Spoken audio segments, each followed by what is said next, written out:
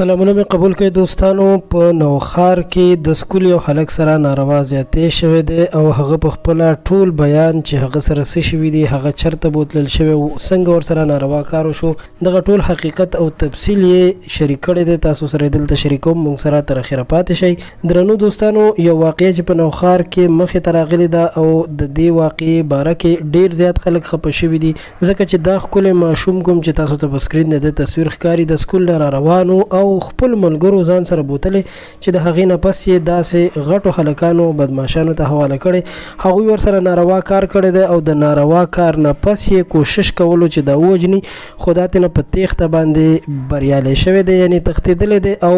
کور ته چې راغلی ټوله قصه یې مور پلار ته کړې، ټول حقیقت یې ورته بیان کړی چې د هغې نه پس یې مور پلار په حرکت کې راغلی دي او دا خبره یې پټه نه ده ساتلې او خپلو د علاقې پولیسو ته یې دا خبره کړې چې پولیسو کوشش شروع کړی دی او مجرمان نیولي هم دي، مجرمانو د دې خبرې انکشاف هم کړی دی چې او بالکل موږ دا کار کړی دی. نو قدرمنو دوستانو، د مور پلار چې هر څه وکړل د خپل بچي دپاره خپل کوشش وکړلو، اگر که دوی به په دغه علاقه کې ځان هم بدنام کړی، خلک به هم د دوی په باره کې عجیبه سوچونه عجیبه خبرې کوي، خو دا خبرې پټې پاتې کېدل ځکه نو په کار چې داسې مجرمانو ته سخته سزا ورکول پکار دي او کله چې داسې مجرمانو ته سخته سزا ورکړل شي نو نور خلک به د دې نه عبرت واخلي او سم بشي. خو تر کومه پورې چې داسې مجرمان هم داسې پټ ګرځي او سزا ورته نه ورکول کېږي نو ټول عمر به دوی سرې سترګې ګرځي او خلک به د دوی هېڅ هم نشي کولی. د داسې خلکو په خلاف اواز اوچتول پکار دي او سخته سزا ورته ورکول پکار دي. ستاسو ډېره مننه کوم چې د ویډیو تر اخره راسره پاتې شوئ. زموږ چینل پښتو پوسټ هم سبسکرایب کړئ